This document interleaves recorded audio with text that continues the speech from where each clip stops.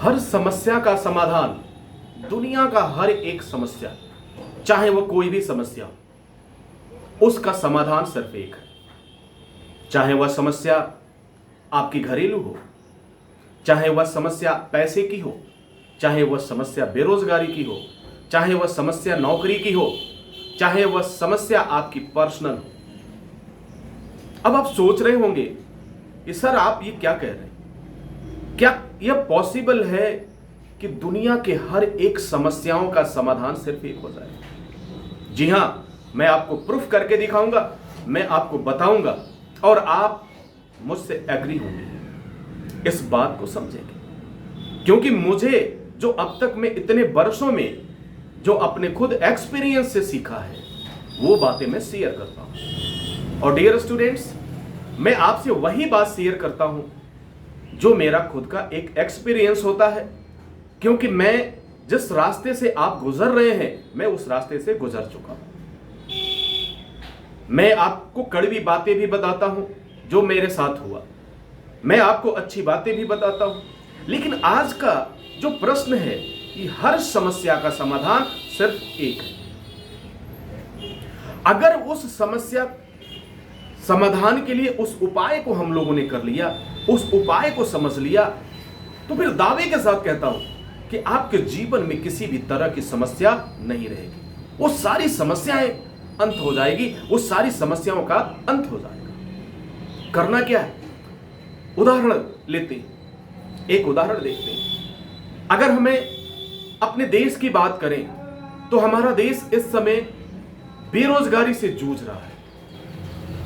रोजगार के अवसर जो है वो धीरे धीरे क्या हो रहे हैं? सृजित तो हो रहे हैं, लेकिन कम हो रहे हैं। आज भी लोग जो है एक बड़ी संख्या में बेरोजगारी की तरफ है, बेरोजगारी के चंगुल में है। ये सबसे बड़ी समस्या है जिसमें हमारा समाज, हमारा देश, हर एक व्यक्ति एक प्रयास कर रहा है कि इससे हम निजात कैसे पाएं। तो क्या आपको लगता है कि जिस तरह से प्रयास हो रहा है, जिस तरीके से हो रहा है, उस तरह से ये सारी समस्याएं खत्म हो जाएंगी? ये पहली समस्या बताया। दूसरी समस्या जो है एजुकेशन की है। आज एजुकेशन इतना महंगा हो चुका है कि हर आदमी के पहुंच से बाहर हो चुका है। इस तरह के न जाने कितने समस्याएं आपके परिवार में, आपकी फैमिली में बहुत सी समस्याएं हैं। अब सवाल ये उठता है कि इन समस्या को दूर करने के लिए हमें क्या करना चाहिए?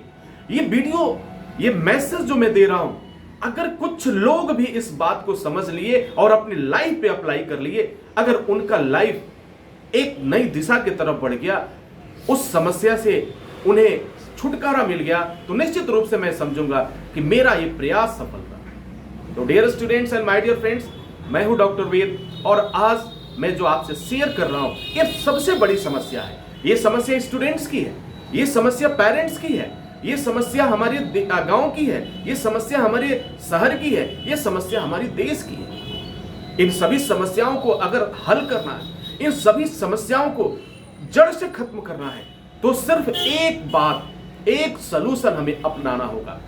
पहला क्या? हमें सोचना होगा। हमें सोचना होगा समस्या क्या है। हमें यह जानना होगा हमें करना क्या है। बस एक, हमें सोचना है। आपकी सोच समस्याएं दूर करेंगी, आपकी सोच गरीबी दूर करेगी, आपकी सोच। आपके घर में अगर कोई प्रॉब्लम है, घरेलू प्रॉब्लम जो भी हो सर, वो प्रॉब्लम ऐसे दूर नहीं होगी, वो आपकी सोच दूर करेगी। और वो भी कौन सा सोच? यहां पे हम कह सकते हैं कि यहां दो तरह की सोच है सर आपकी, एक सकारात्मक सोच और एक नकारात्मक सोच। नकारात्मक सोच आज लगभग 95% लोगों के पास नकारात्मक सोच है और 5% जो सफल हैं, सिर्फ 5% वही तो सफल है क्योंकि उनके पास सकारात्मक सोच है। अब करना क्या है, इस चीज को समझते हैं। क्या करना है इस बात को जानते हैं और समझते हैं। सबसे पहले जो भी समस्या हो उसे आज और अभी लिख डालो। क्या करना है? उसे लिखो। मेरे पास नौकरी नहीं है, उसे लिखो। मेरे पास नौकरी नहीं है, उसे लिखो। मेरे परिवार में गरीबी क्यों है, उसे लिखो। क्या करेंगे सर? लिख तो लिया, आप करेंगे क्या? चलो लिख लिया, आगे बताता हूं क्या करना है। उसे ऐसे जगह पे लगाओ, उसे ऐसे जगह पे लगाओ जहां पर घर में घुसते समय तुम्हारी नजर पड़े, घर से बाहर निकलते समय तुम्हारी नजर पड़े, जहां भी जाओ नजर पड़े। बाहर जा रहे हो, जेब में रखो, एक पर्चा लिख के जेब में रखो, पर्स में रखो, अपने पॉकेट में रखो। क्या रखना है? मेरी प्रॉब्लम यह है, मेरी किसी से पूछना नहीं है, किसी से नहीं पूछना है कि सर मेरी प्रॉब्लम तो ये है।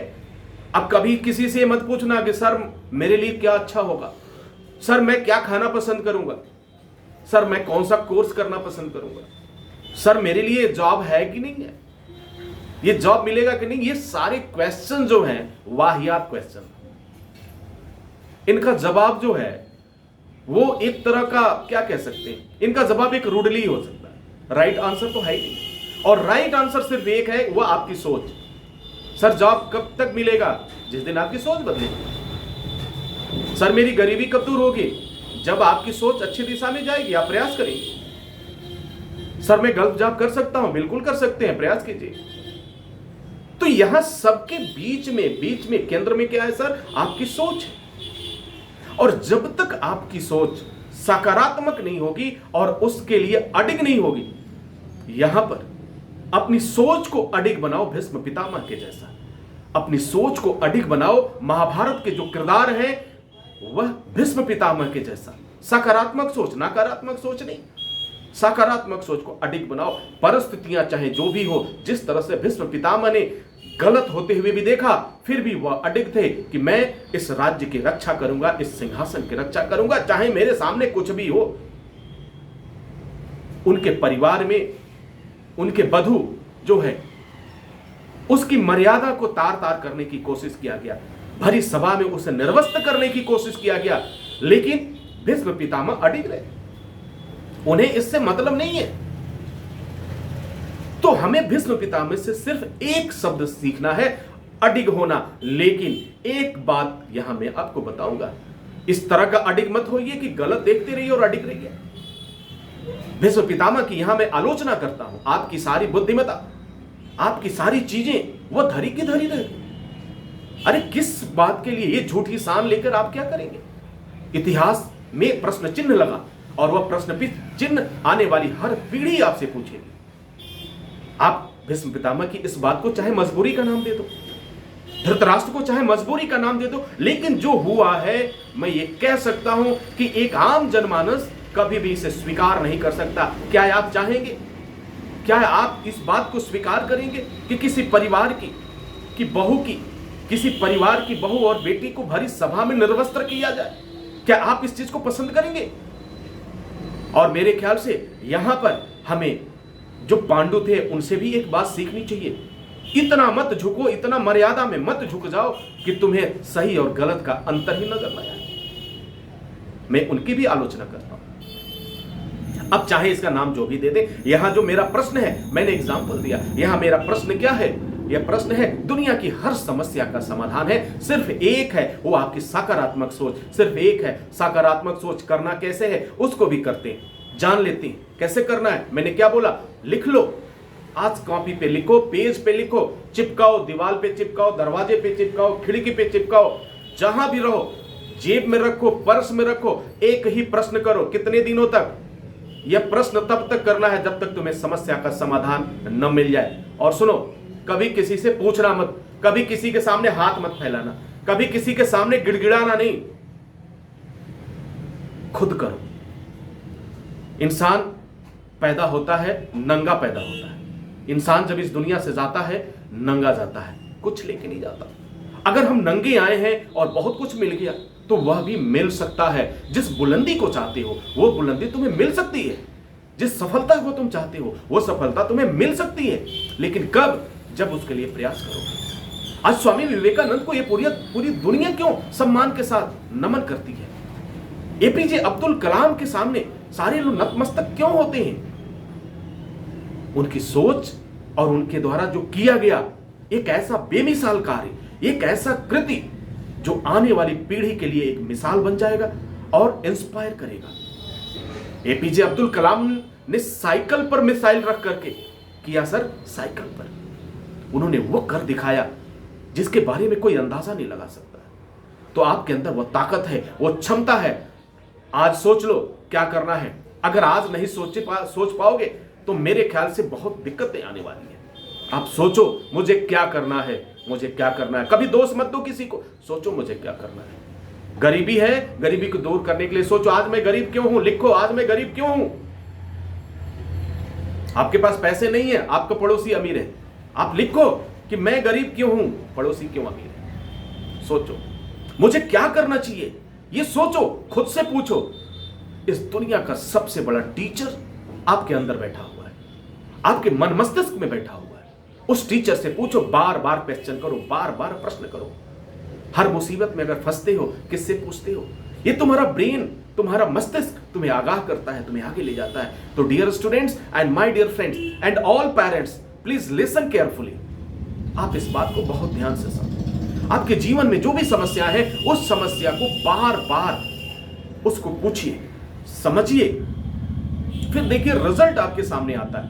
ये सुनने में थोड़ा सा आपको अजीब जरूर लगेगा। क्या लिख लेने से समस्या हल हो जाएगी?